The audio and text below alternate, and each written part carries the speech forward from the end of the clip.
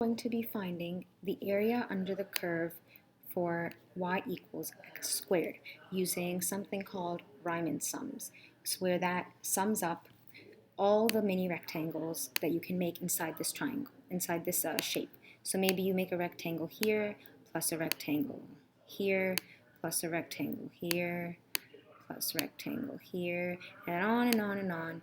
And you can make infinitely many rectangles, and the width of each rectangle will be noted as n.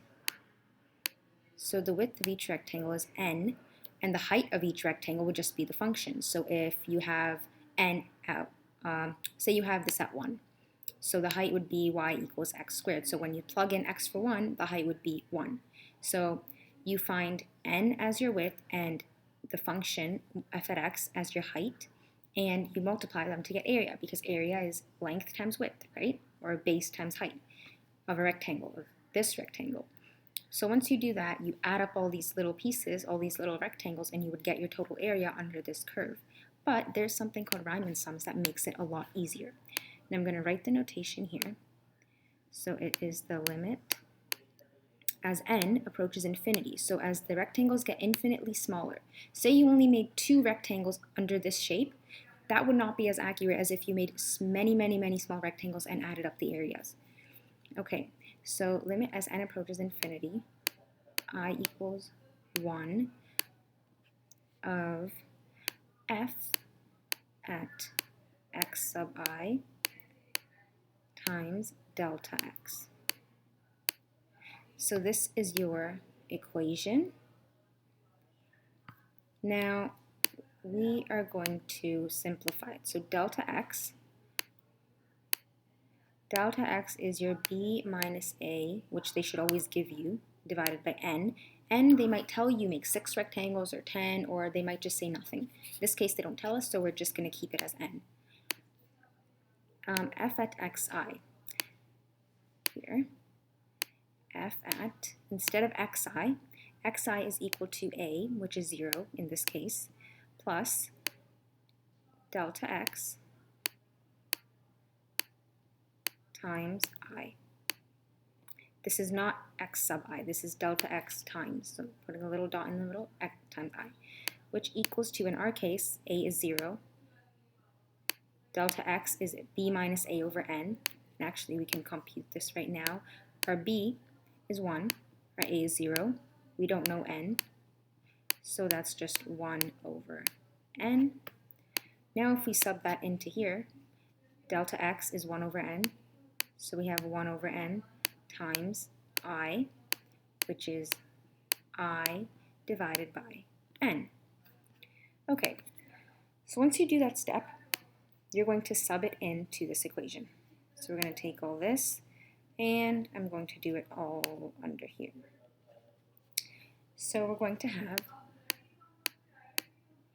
the limit as n approaches infinity of the summation,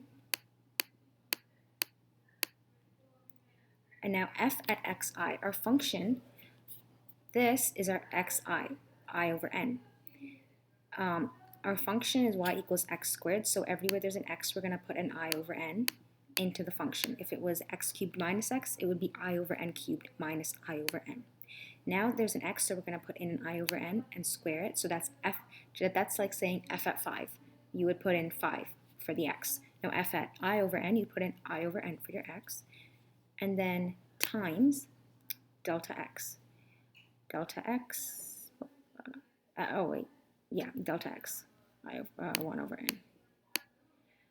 Okay, so you can simplify this to the limit as n approaches infinity. Now I squared over n squared times 1 over n becomes I squared over n cubed, which can also be rewritten as this. I squared times 1 over n cubed. Now this is important because we're going to pull the 1 over n cubed out from the Riemann sum, leave all the terms with I inside. So the I squared is going to stay, and it's going to look like this.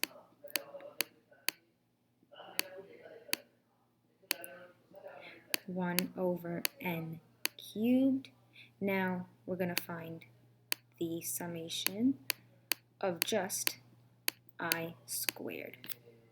Now I'm going to reload the page. It's going to clear everything, so maybe you want to take a picture of this because there are certain equations. If you're I squared, I cubed, because you might just say, well, what does that mean, summation of I? There's a certain equation for that. Okay, so I'm going to reload the page, and we're going to continue. So this will have the limit. So I think we ended off with the limit as n approached infinity, 1 over n cubed, Riemann sum, and I always just equals 1, and then I squared.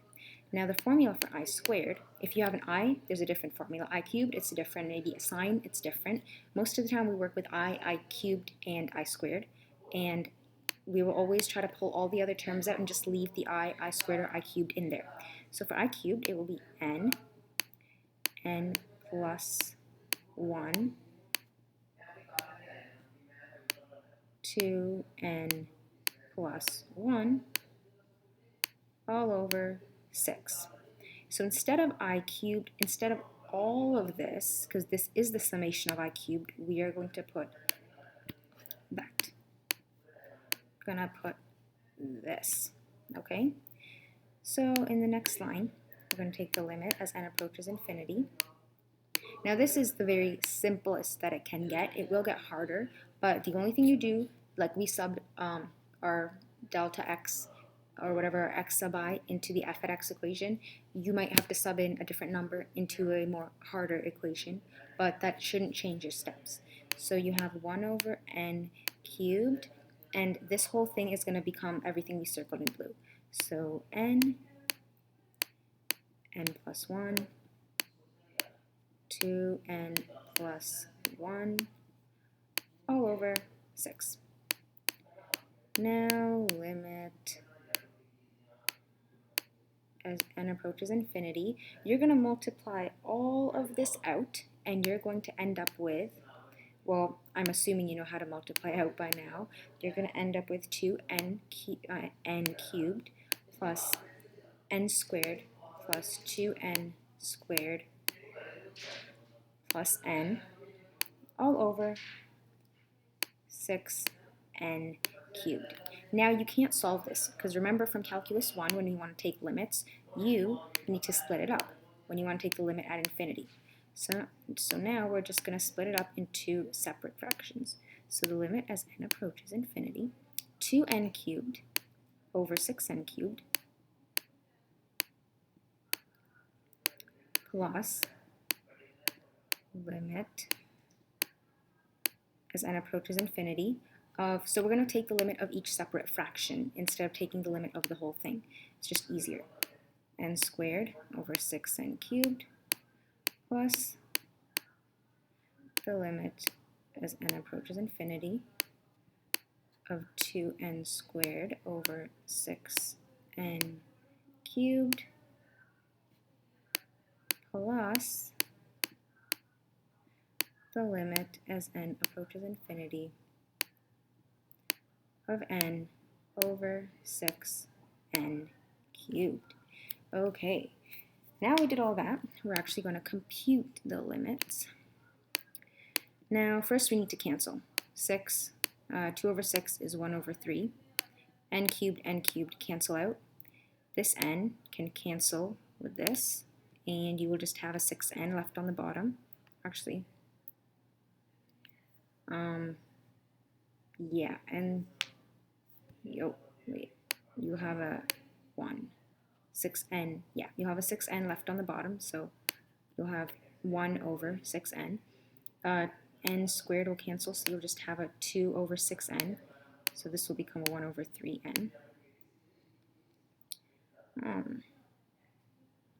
Then you're going to have this and this cancel, and you'll have a 1 over 6n. Now, when you take the limit at each of these things, remember if there is an n on the bottom anywhere, you're putting an infinity there. So 1 over infinity will always be 0.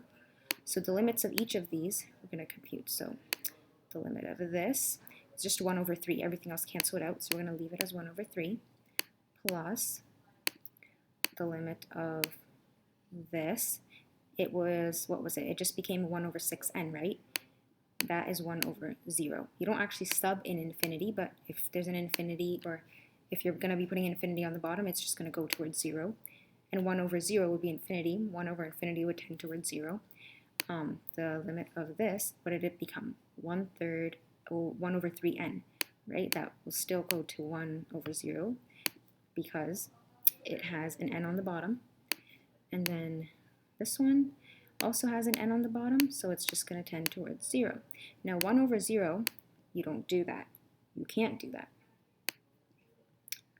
Because 1 over 0 is going to, yeah, just don't do that. Your answer is going to end up as 1 over 3. Okay?